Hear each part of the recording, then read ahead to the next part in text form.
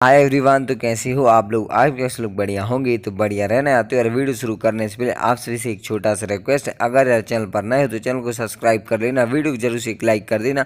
और यार आप लोगों से बहुत से लोग वीडियो को पूरा नहीं देखते हैं, तो यार प्लीज वीडियो को पूरा देख लिया करो। तो बस वीडियो को शुरू करते हैं। Let's begin this video. Episode शुरू होता है, बताया जाता है कि एक मैजिक रेल्म है और इसे मैजिक रेल्म इसीलिए कहा जाता है क्योंकि एक ऐसी दुनिया है जिसमें मैजिक है और झाड़ू के साथ आसमान में उड़ना, भारी चीजों को ऊपर उठाना या जीरो से कुछ बनाना। यहाँ पर हर कोई अपनी इच्छा से मैजिक का यूज कर सकता है और इस दुनिया में मैजिक हर रोज की जिंदगी का एक नेचुरल पार्ट है और मैजिक को गॉड द्वारा दिया गया गिफ्ट माना जाता है। और मैजिक मास्टरी इस दुनिया में किसी की सोशल स्टेटस को निर्धारित करती है और इस दुनिया के एक कॉर्नर में जहाँ ड्रैगन का उड़ना सामान्य है, लेकिन उस डीप फॉरेस्ट के अंदर एक है जिसकी एग्जिस्टेंस नेचुरल ऑर्डर को चुनौती देती है। फिर उसके बाद हम हमारे मेन कैरेक्टर को देखते हैं जो कि एक्सरसाइज कर रहा होता है और एक्सरसाइज करने के बाद वो उठता है और क्रीम पफ खाने लगता है और कहने लगता है आयरन पंप करने के बाद क्रीम पफ जैसा कुछ नहीं। फिर उसके बाद हम एक ओल्ड मैन को देखते हैं और वो अपना नाम रिग्रो बंडिट बताते हैं और वो बताते मैं 75 साल का एक व्यक्ति हूँ जो अपने बेटे के साथ दूसरे इंसानों से दूर फॉरेस्ट में रहता है। और तभी उसका बेटा जिसका नाम मैस होता है वो डोर को तोड़कर घर के अंदर आ जाता है और कहता है मैं घर आ गया। तो ये देख के मैस के फादर कहते हैं तुमने अंदर आने के लिए डोर को क्यों तोड़ दिया? तो मैस कहता है मुझे याद नहीं था कि मुझे धक्का देना था या खींचना था। तो उसके फादर कहते हैं तुम यहाँ कितने साल से रह रहे हो? तो मैस कहता है सॉरी फादर, मैं इसे ठीक कर दूंगा। तो उसके फादर कहते हैं ठीक है और मैस उस डोर को लेकर बाहर जाने लगता है, लेकिन मैस उस डोर को लेकर बाहर नहीं निकल पा रहा होता तो वो उस डोर को वहीं ठोकने लगता है। तो ये देख के उसके फादर कहने लगते हैं मोड़ो से, तुम्हें उसे मोड़ने की जरूरत है। तो मैस उनसे कहता है क्या कहा आपने? और मैस उस डोर को तोड़ देता है। तो ये देख के उसके फादर चौंक जाते हैं और मैस कहने लगता है सॉरी फादर, मैं इसे ठीक कर दूंगा। तो उसके फादर कहते हैं ठीक है। और उसके बाद मैस के फादर मैस को चाय देते हैं और कहते हैं क्या तुमने आज का ट्रेनिंग रूटीन खत्म किया? तो मैस कहता है ऑफ कोर्स, लेकिन मेरी सारे वर्कआउट्स फिजिकल क्यों है? तो ये सुन के उसके फादर अपने मन में कहते हैं तुम आम लोगों जैसे बिल्कुल भी नहीं हो, तुम मैजिक भी यूज नहीं कर सकते हो क्योंकि तुम डिफरेंट हो। और मैस के फादर मैस से कहते हैं ये कहानी फिर कभी बताऊंगा, वैसे मैं थोड़ी देर के लिए बाहर जा रहा हूँ तो डोर मत तोड़ना। तो मैस कहता है मैंने इसे ठीक करना सीखा है। तो उसके फादर कहते हैं इसके वजह डोर बंद करना और डोर खोलना सीखो। और फिर वो घर से बाहर जाने लगते हैं और मैस से कहने लगते हैं मैंने तुम्हें पहले भी अनगिनत बार कहा कि जब तक मैं बाहर हूँ तो मैं सिटी में कभी नहीं जाना चाहिए। तो मैस कहता है ठीक है और उसके फादर वहां से चले जाते हैं और उनके जाने के बाद मैस एक पर्चा देखने लगता है और फिर हम मैस को फॉरेस्ट में भागता देखते हैं और मैस कह रहा होता है सॉरी फादर, लेकिन मैं खाली पेट की पुकार को इग्नोर नहीं कर सकता। और उसके बाद वो सिटी के अंदर आ जाता है और वो अपने चारों ओर लोगों को मैजिक यूज करता हुआ देखता है। तो मैस कहने लगता है वे अभी वही कर रहे हैं जो आप अपने हाथों से कर सकते हैं। फिर उसके बाद मैस एक शॉप पर आ जाता है और उस शॉपकीपर से 7 क्रीम पफ्स मांगता है और मैस शॉपकीपर के हाथ में 4 कॉइन्स दे देता है जो कि मुड़े होते हैं। तो ये देख के शॉपकीपर चौंक जाता है। तो मैस कहता है सॉरी मुझे इन्हें ठीक करने दो और मैस अपने हाथों से इन 4 कॉइन्स को सीधा कर देता है और ये देख के तो भाई उस शॉपकीपर की और फट जाती है। और उसके बाद मैस वहां से क्रीम पफ्स लेके जाने लगता है, लेकिन एक हवा का झोंका आता है और मैस का टोपा उसके सिर पर से हट जाता है। तो वहां खड़े सभी लोग मैस को देखने लगते हैं और वो सभी लोग मैस को देखकर चौंक जाते हैं। फिर उसके बाद हम एक आदमी को देखते हैं जो कि न्यूज़पेपर पढ़ रहा होता है कि इस साल डिवाइन विजनरी निर्धारित किया गया है और डिवाइन विजनरी के रूप में चुने गए हैं रायन एम्स जो ईस्टर्न मैजिक एकेडमी में सेकेंड ईयर का है और जो मैजिक रेल्म में प्रतिष्ठित है। और ये सब पढ़ के वो बंदा कह रहा होता है हाँ उस टैलेंट के साथ अच्छा महसूस करना चाहिए और तुम तो मेरे पास यहाँ हो, एक डल प्लेस में डल लाइफ जी रहे हो। और उस आदमी ने एक बंदे को पकड़ रखा होता है और वो बंदा कह रहा होता है प्लीज मुझे माफ कर दो, मैंने केवल कुछ ही चुराया है। तो ये सुन के वो आदमी कहने लगता है तुमने मुझे अपने छोटी सी क्राइम के साथ और ज्यादा काम दिया है तो मैं तुम्हें पछतावा देना चाहता हूँ ताकि तुम फिर कभी मुझे परेशान ना करो। और वो आदमी स्पेल निकाल के उस बंदे की तरफ बढ़ने लगता है तो वो बंदा कहने लगता है प्लीज रुक जाओ। तो तभी फोन की घंटी बजने लगती है तो वो आदमी जाके फोन उठाता है और उसे पता चलता है कि सिटी में एक अनमार्क्ड रेट है। फिर उसके बाद हम देखते हैं मैं क्रीम पफ खाते हुए आगे जा रहा होता है, लेकिन वो एकदम से एक पुलिस ऑफिसर से टकरा जाता है और उस पुलिस ऑफिसर की शर्ट पर क्रीम लग जाती है। तो मैस उसे सॉरी कहता है। तो वो जो पुलिस ऑफिसर होता है वो शराब के नशे में धुत होता है और वो मैस से कहने लगता है तुम्हें क्या लगता है कि यहाँ तुम क्या कर रहे हो? और मैं तो यहाँ पर काम कर रहा हूँ और मैं मैजिक पुलिस का एक प्राउड मेंबर हूँ जो तुम जैसे सामान्य लोगों को प्रोटेक्ट करता है। तो मैस उससे कहने लगता है क्या आप एक क्रीम पफ चाहेंगे और मैं किसी तरह से आपके लिए सॉरी फील कर रहा हूँ। तो पुलिस ऑफिसर कहता है ये आधा खाया हुआ है और वो पुलिस ऑफिसर मैस की क्रीम पफ में हाथ मार के उसे दूर फेंक देता है और कहने लगता है तुम मुझे आधा खाया हुआ क्रीम पफ कैसे दे रहे हो और ये बेसिकली इस कंट्री के साथ लड़ाई है और मेरी यूनिफॉर्म का क्या करोगे। तो मैस उस पुलिस ऑफिसर की शर्ट फाड़ देता है और कहने लगता है सॉरी मैं ऐसी धोखी तो मैं रिटर्न कर दूंगा। और तभी वहाँ पर वही आदमी आ जाता है जिसे हमने पहले देखा था और उसका नाम ब्रैड कोलमैन होता है और वो कहने लगता है यहाँ किसी बात पर हंगामा मत करो। और वो मैस को देखकर अपने मन में कहता है ये तो भाई अनमार्क ब्रेड है, लेकिन रुको कोई ऐसी सिचुएशन में क्रीम पफ से कैसे खा सकता है। और फिर ब्रेड मैस की तरफ बढ़ता है, लेकिन तभी मैस के फादर बहुत तेज है मैस को वहां से लेके भाग जाते हैं। तो ये देखकर ब्रेड स्पेल निकाल लेता है और कहने लगता है ये मेरे लिए प्रमोशन का मौका हो सकता है। और फिर ब्रेड अपने स्पेल से एक बर्ड बनाता है और उस बर्ड को मैस और उसके फादर के पीछे भेज देता है। फिर उसके बाद हम देखते हैं मिस्टर रीग्रो मैस को डांट रहे होते हैं और कह रहे होते हैं मैंने तुमसे कितनी बार कहा कि सिटी में अकेले मत जाया करो। तो मैस कहता है सॉरी मैं फिर कभी नहीं जाऊंगा और मैस उदास हो जाता है। तो ये देखकर मिस्टर रीग्रो कहते हैं ये क्लियर है कि उसे अपने किए पर पछतावा है तो मैं उस पर गुस्सा नहीं रह सकता। तो मैस से कहते हैं तुम पनिशमेंट के तौर पर आज सुबह का ट्रेनिंग रूटीन रिपीट करोगे। तो ये सुन के मैस कहता है ठीक है और मैस उन्हें क्रीम पफ्स दे देता है। तो उन क्रीम पफ्स के लिए मिस्टर रीग्रो मैस को थैंक्स कहते हैं और फिर मैस वहां से जाने लगता है और वो डोर के पास आ जाता है। तो मिस्टर रीग्रो तुरंत आके डोर खोल देते हैं। तो इसके लिए मैस उन्हें थैंक्स कहता है और वहां से चला जाता है। फिर उसके बाद मिस्टर रीग्रो कहते हैं उसकी खातिर सिटी से दूर इस फॉरेस्ट में अब तक यहाँ छप छप कर रह रहे थे, लेकिन अब मैजिक पुलिस ने उसका पता लगा लिया है तो मुझे जल्दी से कुछ करना होगा। और वो एक पेड़ पर उसी वर्ड को देखते हैं जिसे ब्रेड ने भेजा था और तभी ब्रेड अपने दो ऑफिसर्स के साथ वहाँ पर आ जाता है और कहने लगता है हे ओल्ड गीजर वो ब्रेड कहाँ है जिसे मैंने सुबह देखा था। और फिर सीन शिफ्ट हो जाता है और हम मैस को देखते हैं जो कि स्पीड से ट्रेनिंग कर रहा होता है और मैस की ट्रेनिंग स्पीड को देखकर एक गिलहरी शॉक हो जाती है और मैस अपनी ट्रेनिंग खत्म करके घर की तरफ निकल जाता है। और उसके बाद हम देखते हैं मैस डोर खोल ही रहा होता है तो उसे अंदर से कुछ आवाज आने लगती है और यहाँ पर ब्रेड मिस्टर रीग्रो का गला मैजिक से पकड़े होता है और उन्हें हवा में लटकाए हुए होता है और कह रहा होता है कि वो लड़का कहाँ है। तो मिस्टर रीग्रो कहते हैं मुझे कोई आइडिया नहीं है तुम किस बारे में बात कर रहे हो। तो ये सुनकर ब्रेड उन्हें नीचे पटक देता है और कहने लगता है अनमार्क्ड को आश्रय देना एक सीरियस क्राइम है तो जल्दी करो और उस लड़के को हमारे हवाले कर दो। तो मिस्टर रीग्रो कहते हैं मैंने मना कर दिया ना। तो ये सुनकर ब्रेड उन्हें मैजिक से एक हिट और मार देता है और कहता है अगर तुम अच्छा खेलते हो और हमें लड़का देते हो तो मैं अपने बॉस से तुम्हें बख्शवा दूंगा। तो मिस्टर रीग्रो कहते हैं मैं कभी भी नहीं बताऊंगा। और मिस्टर रीग्रो को अपनी पास्ट लाइफ याद आने लगती है। उसकी मॉम कहती थी कि तुम इतना आसान काम क्यों नहीं कर सकते। तो मिस्टर रीग्रो अपनी मॉम को सॉरी कहते हैं तो उनकी मॉम कहने लगती है तुम्हारा मैजिक वीक है और तुम कुछ भी ठीक से नहीं कर पाते हो और हमारी ब्लड लाइन को तुम्हारी जैसे फेलियर्स की कोई जरूरत नहीं है। और भाई मिस्टर रीग्रो के पेरेंट्स और बाकी सभी लोग उन्हें यूजलेस समझते थे और उन्हें उल्टा सीधा बोलते थे और उन्हें डांटते थे और उसके कुछ टाइम बाद उन्हें पता चल चुका था कि उनकी किसी को भी जरूरत नहीं है। तो वो सुसाइड करने जा रहे थे, लेकिन तभी उन्हें एक बच्चे के रोने की आवाज आती है तो वो रुक जाते हैं और वो उस बच्चे के पास जाके देखते हैं तो उन्हें पता चलता है कि उस बच्चे के ऊपर कोई भी मार्क नहीं है। तो वो उस बच्चे को उठा लेते हैं और कहने लगते हैं तुम्हें छोड़ दिया गया क्योंकि तुम अनमार्क थे। और वो उस बच्चे को गले से लगा लेते हैं और कहने लगते हैं तुम बिल्कुल मेरे जैसे हो। तो बच्चा रोना बंद कर देता है और खुश हो जाता है। तो ये देखकर मिस्टर रीग्रो कहने लगते हैं उस पल मुझे अपनी लाइफ में पहली बार ऐसा लगा कि किसी को मेरी जरूरत है। फिर उसके बाद हम प्रेजेंट में आ जाते हैं और मिस्टर रीग्रो अपने मन में कह रहे होते हैं भले ही हमारा खून का रिश्ता ना हो और भले ही पूरी दुनिया ने उसके अस्तित्व को नकार दिया लेकिन मैं हमेशा उस लड़की का फादर बनूंगा। और ब्रेड उनसे कह रहा होता है बताओ कि वह पहले से कहाँ है ओल्ड मैन। तो मिस्टर रीग्रो चिल्ला के कहते हैं भागो मैस। तो ये सुन के ब्रेड कहता है इसका मतलब है कि वो आस पास ही है तो उसे जल्दी ढूंढो। तो मिस्टर रीग्रो फिर से चिल्ला के कहते हैं भागो मैस। तो ब्रेड उन्हें लातों से मारने लगता है। तो मिस्टर रीग्रो ब्रेड का पैर पकड़ लेते हैं लेकिन ब्रेड उन्हें जम से लात मार के दूर फेंक देता है। लेकिन मिस्टर रीग्रो फिर से चिल्लाने लगते हैं कि भागो मैस। तो ब्रेड का दिमाग खराब हो जाता है और वो अपने स्पेल से एक अटैक तैयार करने लगता है, लेकिन तभी मैस दरवाजा तोड़कर अंदर आ जाता है और एक पुलिस ऑफिसर को मुक्का दे मारता है। तो पुलिस ऑफिसर घर के बाहर जाके गिरता है और दूसरा ऑफिसर वही होता है जिसकी मैस ने शर्ट फाड़ दी थी। तो मैस उसकी फिर से शर्ट फाड़ देता है और उसकी गालों पर चांटी बजाने लगता है और थोड़ी चांटी बजाने के बाद मैस उस ऑफिसर को एक भरतागत से चांटा दे मारता है। तो वो ऑफिसर दूर जाके गिरता है। तो मिस्टर रीग्रो कहने लगते हैं तुम भागे क्यों नहीं मैस। तो मैस कहता है क्योंकि हम एक फैमिली हैं, लेकिन मैं यहाँ हूँ तो मैं तुम लोगों को हेल्प भी भेज सकता हूँ। तो ये सुन के ब्रेड हंसने लगता है और कहने लगता है क्या जो क्या तुम मैजिक भी यूज नहीं कर सकते हो तो फिर तुम मुझे कैसे डाउन करोगे। और ये सब 3 सेकंड में खत्म हो जाएगा। और फिर ब्रेड मैस पर एक स्पेशल अटैक करता है, लेकिन मैस को उस अटैक से कोई फर्क नहीं पड़ता और वो उस अटैक को अपने हाथ से दूर कर देता है। तो ये देखकर ब्रेड ब्रेड चौंक जाता है और ब्रेड मैस पर एक और अटैक यूज करने लगता है। जिस अटैक से पूरा एरिया डिस्ट्रॉय हो जाएगा और ब्रेड उस अटैक को मैस के ऊपर दे मारता है, लेकिन मैस उस अटैक को भी अपने हाथ से दूर कर देता है। तो ये देखकर ब्रेड फिर से चौंक जाता है और ब्रेड मैस के ऊपर बार बार अटैक करने लगता है, लेकिन मैस उसकी सारी अटैक्स को अपने हाथ से दूर करता जाता है। उल्टा वो उसके अटैक्स के साथ खेलने लगता है और कुछ देर बाद मैस एक स्पेल उठा लेता है। तो ये देखकर ब्रेड अपने सामने एक शील्ड बना लेता है। तो मैस उस स्पेल को ब्रेड की तरफ पूरी ताकत से फेंकता है और वो स्पेल ब्रेड की शील्ड को तोड़कर आगे निकल जाती है और उस स्पेल से ब्रेड की चेहरे पर एक कट लग जाता है। और ये सब देख के तो ब्रेड शॉक में होता है और तभी मैस ब्रेड से कहता है, मेरी फैमिली को फिर से धमकी दी तो मैं तुम्हें मार डालूंगा। और ये सब देखकर मिस्टर रीग्रो भी शॉक में होते हैं। तो ब्रेड हंसने लगता है और कहने लगता है, इंटरेस्टिंग, चलो एक डील करते हैं, जो मैं कहता हूँ वो करो और मैं तुम्हें और ओल्ड मैन को जाने दूंगा। इस कंट्री में साल में एक बार एक असाधारण स्टूडेंट को गॉड का चुना हुआ माना जाता है और इसे डिवाइन विजनरी कहा जाता है। तो एक मैजिक स्कूल में एंट्री लो और एक के रूप में चुने जाओ। सीधे शब्दों में कहें तो अगर तुम चुने गए तो इसका मतलब है कि गॉड ने तुम्हें एक्सेप्ट कर लिया है, जिसका मतलब है कि सोसाइटी ने तुम्हें एक्सेप्ट कर लिया है और मैं बस इसके साथ आने वाली दौलत और प्रतिष्ठा चाहता हूँ और मैं तुम्हें वापस कर दूंगा। तो मिस्टर रीग्रो कहने लगते हैं, इसकी बात मत सुनो मैस। तो ब्रेड कहता है, अगर मैं तुम्हारे पीछे हूँ तो पूरी कंट्री भी होगी, तुम तो ठीक हो जाओगे क्योंकि तुम टफ हो, लेकिन ओल्ड मैन का क्या? तो चॉइस तुम्हारी, तुम अपनी बची लाइफ शिकार होने में स्पेंड करना चाहते हो या अपने आप को मरने के लिए तैयार करो और टेबल्स को बदलने की कोशिश करो। तो मैस डील कर लेता है। तो मिस्टर रीग्रो मैस को रोकने लगते हैं, लेकिन मैस कहता है, मैं ठीक हूँ और मेरा मोटिवेशन और किसी से स्ट्रॉन्गर है और मैं चाहता हूँ कि हम फिर से पीस से रह सकें। तो ये सुनकर मिस्टर रीग्रो कहने लगते हैं, तुम सच में अच्छे लड़के हो। फिर उसके बाद हम मैस को उस मैजिक रीलम के पास देखते हैं। वो कह रहा होता है, ये एक ऐसी दुनिया है जो किसी चीज को नेचुरली अनुमति नहीं देगी, तो फिर मेरे पास इसे क्रश करने के अलावा कोई चॉइस नहीं है मेरे फिस्ट के साथ। तो बस ये एपिसोड यहीं पर खत्म हो जाता है। आई होप आप सभी को वीडियो पसंद आई होगी। तो मैं मिलता हूँ अगले एपिसोड के साथ बहुत जल्द। तब तक के लिए